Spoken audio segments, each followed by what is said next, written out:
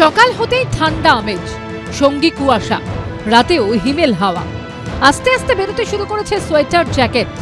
শীতপ্রেমীরা ভাবছিলেন এবার নিশ্চয়ই তাহলে জাঁকিয়ে শীত আসছে, কিন্তু আবহাওয়া দপ্তর সেই ইঙ্গিত দিচ্ছে না, বরং তাদের পূর্বাভাস ভারত পতনে শীঘ্রই ছেদ পড়তে চলেছে।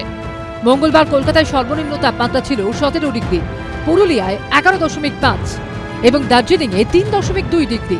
তবে বুধবার থেকে বাড়তে পারে সামান্য তাপমাত্রা। আলিপুর আবহাওয়া দপ্তর সূত্রে খবর, বঙ্গোপসাগরে তৈরি হওয়া নিম্নচাপ গভীর নিম্নচাপে পরিণত হলেও তা শীতের পথে বাধা হয়ে দাঁড়ানোর সম্ভাবনা অনেকটাই কমেছে। তবে নতুন করে উত্তর পশ্চিম ভারতে পশ্চিমী ঝঞ্ঝা আসার সম্ভাবনা রয়েছে। পাশাপাশি উত্তরবঙ্গের ওপর একটি ঘূর্ণাবর্ত তৈরি হয়েছে। এর মাঝে দক্ষিণবঙ্গে শীতের যে আমেজ পাওয়া যাচ্ছিল তাতে কিছুটা ব্যাঘাত হতে পারে। আবহাওয়া দপ্তরের পূর্বাভাস অনুযায়ী বুধবার থেকে রবিবার পর্যন্ত দক্ষিণবঙ্গে 2 থেকে 3 ডিগ্রি বাড়তে পারে তাপমাত্রা। সপ্তাহের শেষে 24 পরগনার পাশাপাশি 2 মেদিনীপুরে হালকা বৃষ্টির সম্ভাবনা রয়েছে। তবে এই পূর্বাভাসের মধ্যেই বিশেষজ্ঞদের চিন্তা বাড়াচ্ছে লাফিয়ে লাফিয়ে বাড়া দূষণের মাত্রা। জাতীয় দূষণ নিয়ন্ত্রণ পর্ষদের তথ্য অনুযায়ী বালিগঞ্জে সোমবার দূষণের মাত্রা ছিল 255, মঙ্গলবার তা হয়েছে 318। ফোর্ট উইলিয়ামে সোমবার দূষণের মাত্রা ছিল 257, মঙ্গলবার তা হয়েছে 272। রবীন্দ্র সরোবরে সোমবার দূষণের মাত্রা ছিল 172, মঙ্গলবার তা হয়েছে 263। ভিক্টোরিয়ায় সোমবার AQI এর মাত্রা ছিল 220, মঙ্গলবার তা পৌঁছেছে 278-এ। যাদবপুরের ক্ষেত্রে সোমবার AQI এর মাত্রা ছিল 160, মঙ্গলবার তা হয়েছে 227।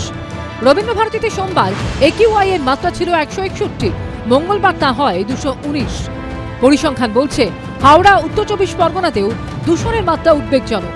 হাওড়ার ভিসুফিতে AQI এর মাত্রা 387, দাসনগরে 378, পদ্মপুকুরে 388, বেলুড়মঠ 272, উত্তর 24 পরগনার ব্যারাকপুরে 305।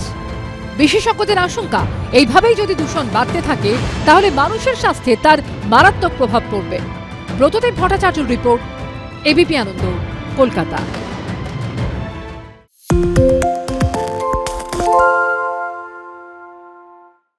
আরে চাটা দে। এই আমার একটা চা দেন। কি হলো আমারটা? বাংলা পক্ষপাত চায় না, বাংলা খবর চায়। বাংলা খবর, বাংলার খবর।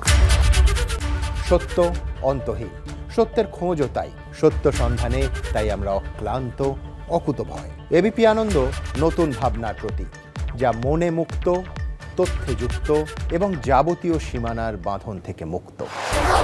সীমা না শব্দটির মধ্যে লুকিয়ে আছে মানা শব্দটি, যেন চোখ রাঙানি এক অদৃশ্য বেড়াজাল, যা আটকে রাখে আমাদের এক ছোট্ট গণ্ডির মধ্যে। একমাত্র সঠিক খবরই গড়ে তুলবে এক মুক্ত সমাজ। সেই জগৎ গড়ার লক্ষ্যে কোনো সীমানার ঠুকুটি আমরা মানব না। এবিপি আনন্দ এগিয়ে থাকে, এগিয়ে রাখে।